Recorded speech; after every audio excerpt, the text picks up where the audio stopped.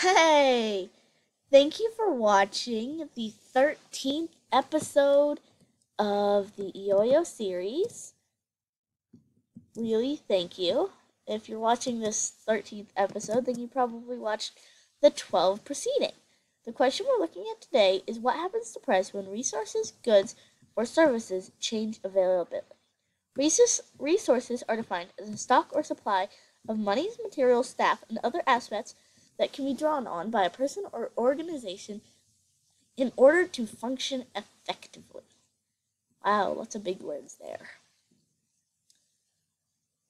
So basically, if you have a pile of wood, it's your materials, a stock of wood that can be used. I can pick up the wood, put it in the fire if I want to. Now it's considered a resource. I'm gonna try and get a baby chicken while I'm talking to you. And goods and services, as I told you last video maybe? Important chickens. An item or a service such as cooking a meal. And then availability is how hard something is to get. So let's say the chicken virus wipes out the population of chickens. Remember that happened probably last video, I think. So what happens next? Oh, I'm never gonna run out of sugarcane. There, now. So the availability of chickens are down because there's less of them. It's harder to get them. Because the quantity of chicken products goes down, but the demand stays the same, prices go up. Because suddenly everything's worth more because there's less of them. However, after let's say after the virus swept through, which it hasn't yet, you can see so the virus went through, and then suddenly a farmer found a way to breed the chickens, much faster. And so you can see that our chicken population has, as soon as I get over there, you can see that our chicken population increased again. They must really not like it here. They keep fleeing over the borders.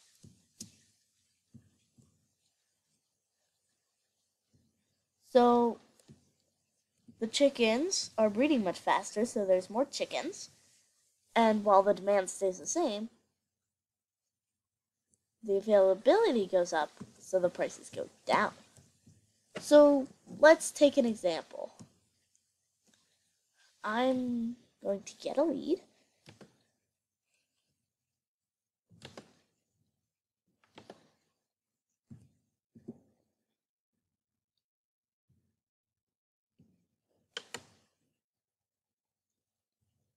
So let's say that a farmer had 25 chickens. And he had 5 people who each wanted 5 chickens.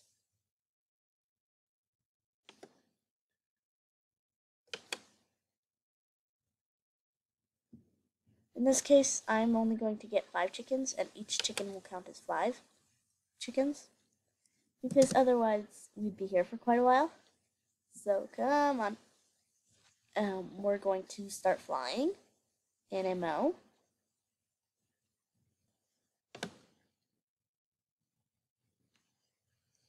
Hello! So we're in the air.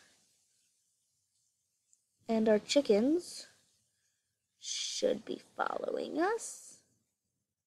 This game is a little mad at me right now. But you can see we've got 5 chickens, hopefully. Alright, well, let's say we've got 5 chickens. Each worth 25. Each worth 5. So there's 25 chickens. And the farmer would get $250 for 25 chickens. But if 15 of those chickens died, and I'm sorry about the constant barking in the background.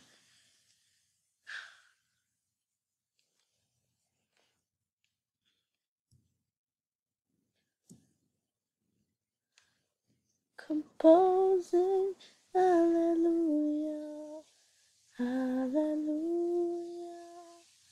hallelujah, hallelujah, hallelujah.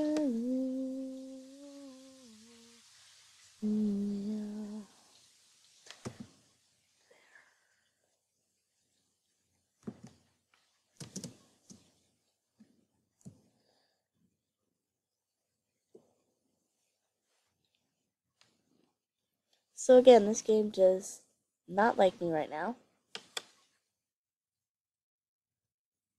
But I'm going to take the leads off 3 of our chickens, and we'll have 2 left. If we had 5 from the beginning, that is. Which we didn't. So I'm only going to take the lead off 2. And we're going to get back in the air. Or not. Who cares? So I'm just going to do the rest of this demonstration surrounded by the chickens. And so you can totally disregard the last part. Hold on. Yeah, completely disregard the last part if you like. So we're here in chicken country. And there's a farmer who has 25 chickens. And he's going to sell them for $10 each to 5 people who each want 5 chickens. But poor farmer, 15 of his chickens die. And each of the people still want 5 chickens.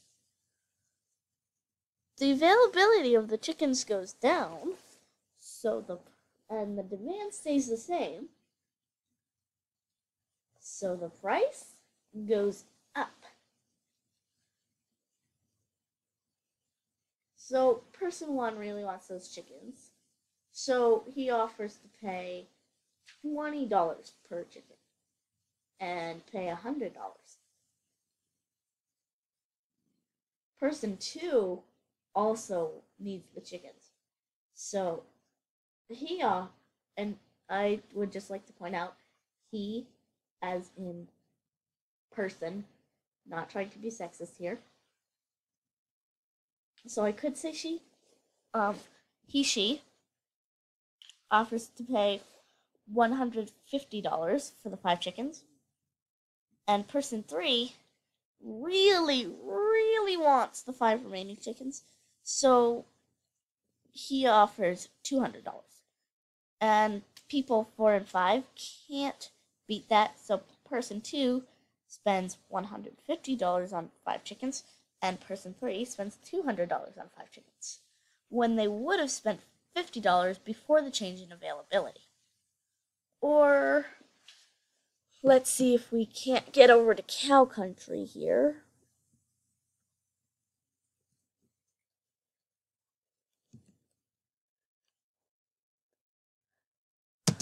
So, farmer has 2 cows he can sell. Person 1 and person 2 both want 1 cow, and they're prepared to pay $50 for it. However, farmer gets 8 more cows. He now has 10 cows. So he can sell 1 cow for, rather than $50, $25, and still make a good amount of profit because he has more cows. It's not like they're stripping him of his last 2 cows and he needs to charge a lot. The availability goes up, so the price goes down. Also, I'd just like to point out that I've talked about availability, but what about demand? So, price is linked to availability and demand. If demand stays the same and availability changes, price will change. If availability stays the same and demand changes, then price will change. For instance, say sugarcane was really, really popular for a little while.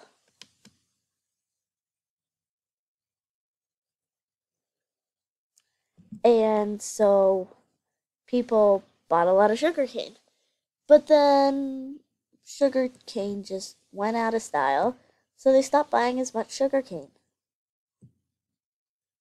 The availability stayed the same, but the price went down because the demand went down. But that's just a little extra, and if you didn't catch that, don't worry about it. That wasn't actually part of our question, so not getting that is perfectly fine. And it's snowing again. That is a fact. The snow is pretty. That is an opinion.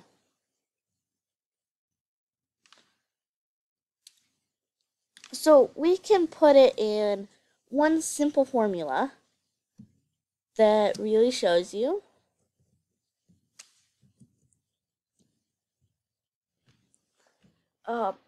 what happens to price.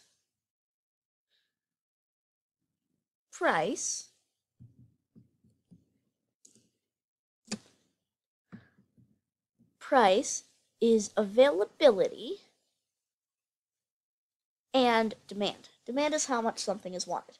So if the demand is like 5 chickens per person and the availability is 5 chickens per person, then the price would be reasonable, pretty much. However, if the availability is only 5 and the demand is 10, then it's going to cost more. However, if availability goes up, now there's 20 chickens per person, and the demand is only 10, then price goes down. If demand stays the same, then an increase of availability equals a decrease of price, and a decrease of availability equals an increase of price. Thank you for watching episode 13 of the Eioyo series.